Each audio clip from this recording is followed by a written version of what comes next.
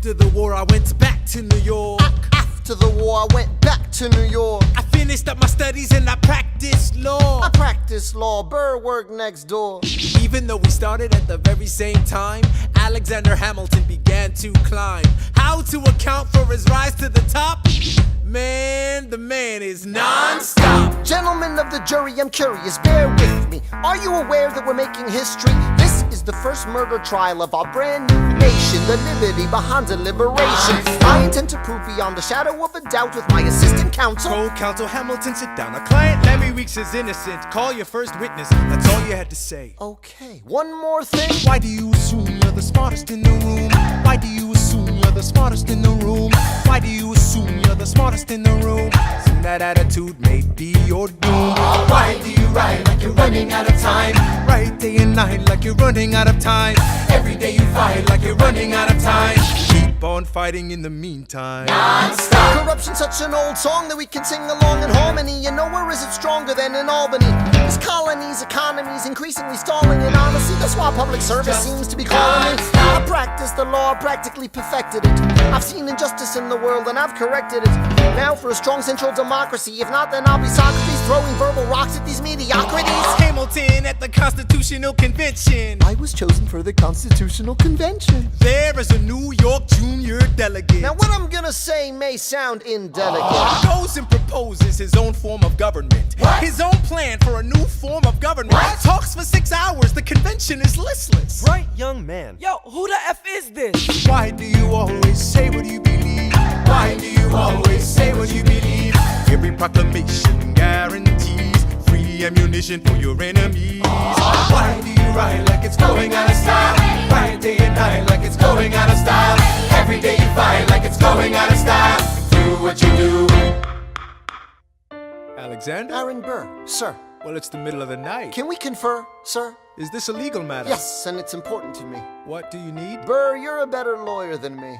Okay. I know I talk too much. I'm abrasive. You're incredible in court. You're succinct, persuasive. My client needs a strong defense. You're the solution. Who's your client? The new U.S. Constitution? No. Hear me out. No way. A series of essays anonymously published defending the document to the public.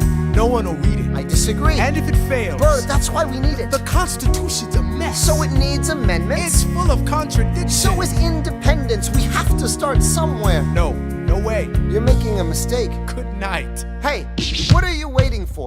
What do you stall for? What? We won the war. What was it all for? Do you support this Constitution? Of course. Then defend it. And what if you're backing the wrong horse? Burr, we studied and we fought and we killed for the notion of a nation we now get to build. For once in your life, take a stand with pride. I don't understand how you stand to the side. I'll keep all my plans close to my chest. I'll wait here and see which way the wind will blow.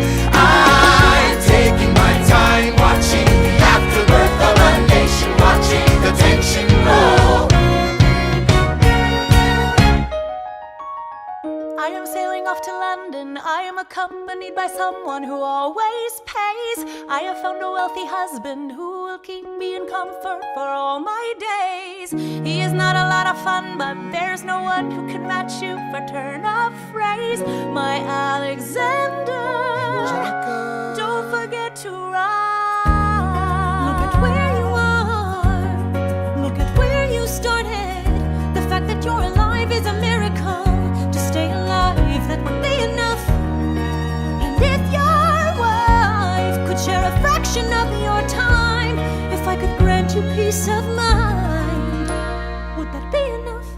Alexander joins forces with James Madison and John Jay to write a series of essays defending the new United States Constitution entitled The Federalist Papers. The plan was to write a total of 25 essays, the work divided evenly among the three men. In the end, they wrote 85 essays in the span of 6 months. John Jay got sick after writing 5. James Madison wrote 29. Hamilton wrote the other 51. How do you write like you're running out of time? Write day and night like you're running out of time. Every day you fight like you're running out of time. Like you're running out of time. Are you running out of time? How do you write like tomorrow won't arrive? How do you write like you needed to survive? How do you write every second you're alive?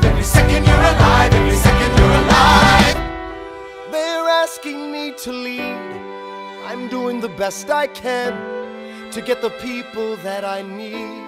I'm asking you to be my right hand, Treasury man. or state? I know it's a lot to ask. Treasury or to state? leave behind the world, you know. Sir, do you want me to run the Treasury or State Department? Treasury. Let's go. Alexander, I have to leave. Alexander. Look around at how lucky we are to be alive right now. Helpless. They are asking me to leave. Look around. Isn't this enough? He will never be satisfied.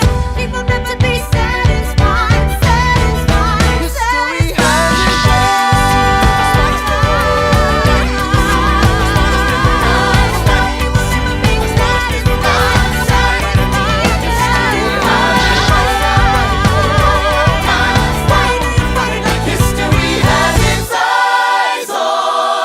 I am not throwing away my shot.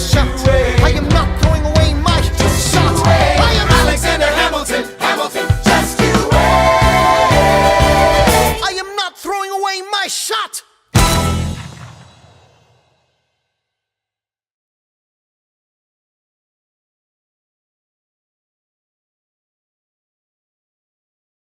Alexander Hamilton was one of the most influential, if most overlooked, founding fathers. An aide to George Washington, a lieutenant during the Revolutionary War, a member of the Constitutional Convention, principal author of the Federalist Papers, the first Secretary of the Treasury, founder of the New York Post, respected lawyer, author of Washington's Farewell Address, creator of the Coast Guard, and First National Bank. His contributions to our country were almost as numerous as his thousands of pages of writing on everything from the economy to the government. He was truly non-stop. I'm gonna jump on you. Man, the man is non-stop. Did you make it?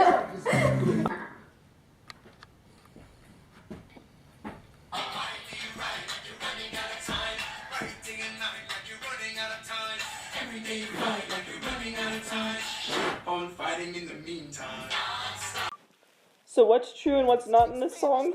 Well, after the war, Hamilton left his position as an advisor to George Washington to study law.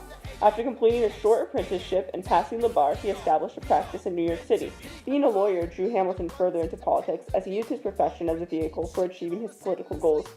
After serving as Secretary of the Treasury from 1789 to 1795, he returned to his law practice in Manhattan, distinguishing himself as one of the city's most prestigious attorneys. Throughout his law career, Hamilton remained actively involved in public and political affairs and ranked among U.S. presidents' most sought-after advisors.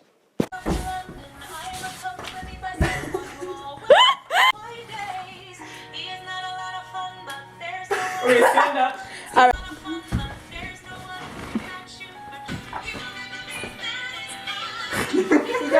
Hamilton was invited to the Constitutional Convention as a New York junior delegate. His political opponents prevented him from taking a more prominent role. After listening to the debates over the Virginia and New Jersey plans, he decided to take a stand. He gave a 6-hour speech that talked about a form of government that was completely different from anything that the other founding fathers had imagined. It involved an elected monarch with a lot of power, a lifetime serving Senate, and a House that was re-elected every 3 years.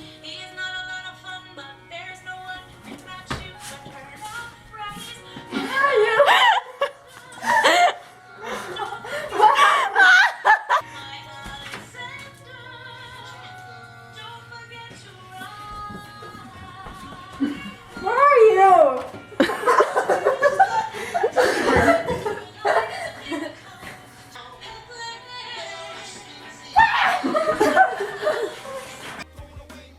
The Federalist and Anti-Federalist groups sprung up after the signing of the Constitution. Federalists believed in a strong government and had the support of people like Hamilton and George Washington, while Anti-Federalists believed the document would be the end of our country. Hamilton joined forces with a few other men to write essays that would be anonymously published in a local newspaper. He did not ask Aaron Burr, but rather Gouverneur Morris, who declined. Originally, there were supposed to be 6 writers, but it ended up being Hamilton, James Madison, and John Jay. That was Alexander. Nope. Hey, Brother Rackham. Is that Junior? That's Sadie. Okay. You're never gonna see him again, relax. Okay, ready? Yeah, but now he thinks you over. Oh, well, I don't care what he thinks. I'm gonna film this. No, take off the thing again. Yeah. We are rescuing America. It's like her own little grave, jeez. You okay? Soon. Way too soon. Good